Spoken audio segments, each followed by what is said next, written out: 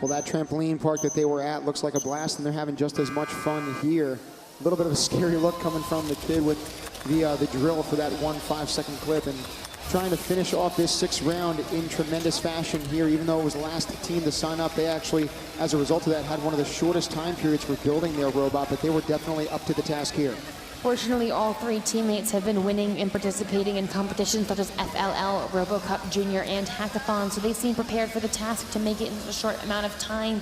And we can see Team Lithuania teamed up with Azerbaijan and Israel on, I believe, the Hydro Alliance up against Madagascar in North America, and Bosnia and Herzegovina on the Aqua Alliance. I believe I might have those flipped. Now, with those rankings, Team Europe has popped back into the foray after their 5th round of action. They're at 562 right now, not too far behind Myanmar.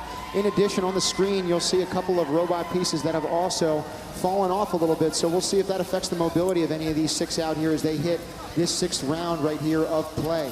If you look at Israel, they usually have 2 little protrusions to kind of funnel balls in the right position. It looks like they actually had one of them break off, and that's what you see sitting in the middle of the river. Fortunately, it shouldn't interfere with their performance too much. They still seem to be doing a great job of collecting those balls.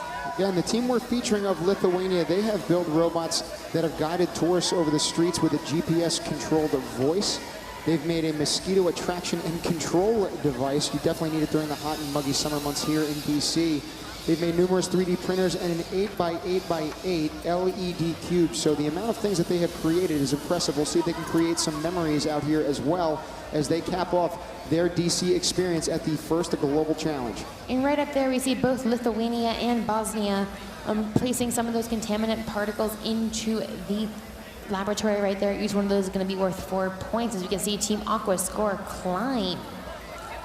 Right now, you see in the center of that screen, they have finished putting all 10 of those contaminant particles in the lab, so they will stop flowing into the river. We'll see if there are any in the river, if either of these 6 teams and 2 alliances are going to get those cooperation points, and it does not look like that's going to happen this time, but we do have penalties that have now surfaced for both teams. Initially, it was just Aqua, but Hydro just popped one up, and so those 5 points are going to cancel each other out. It's a 107-140 game with 5 seconds remaining on the clock just about right now. And as those robots manage to make it into the air, we'll get the final scores up for you in a moment as we can hear cheers specifically for Israel I can make out, but for every single team competing out in the crowd.